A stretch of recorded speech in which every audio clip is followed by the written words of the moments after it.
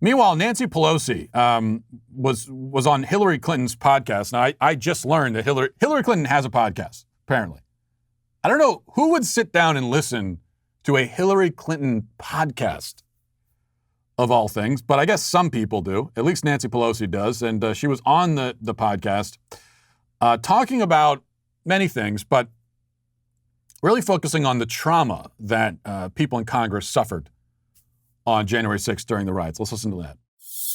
I, as an American, am incredibly grateful for your steadiness and your devotion to our democracy.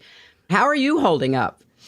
Well, first, let me just say I was very much looking forward to being with you. The kind words that you say, I accept on behalf of my House Democratic Caucus colleagues.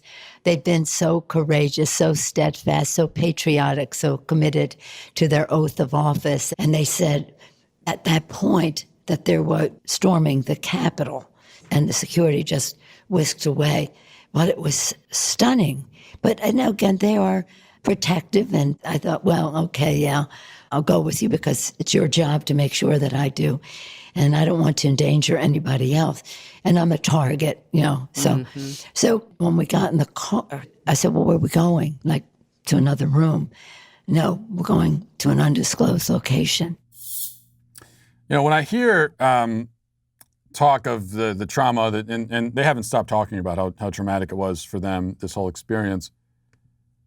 But whenever I hear this, my mind, I go back to a story that you may have forgotten about, or you may not have heard at all, because it wasn't exactly something that the mainstream media was eager to report. But just one example, you go back to the riots throughout the summer, and so many, just you have your pick of the litter. You can pick so many examples of traumatic things that regular American citizens suffered. And people like Nancy Pelosi never said a word about that, never spoke a word about the trauma of people who live in these cities that have been racked by rioting. The businesses burned down, family members killed. I don't know, the family members of David Dorn, for example. Nancy Pelosi ever say anything about that, the trauma they're suffering? But my mind goes back to one particular incident.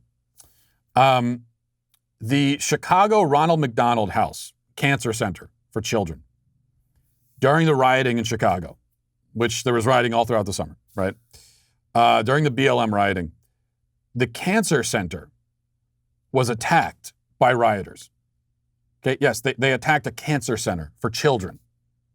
And there were kids inside, there were families inside, and they were terrified because they're listening to the windows being smashed downstairs.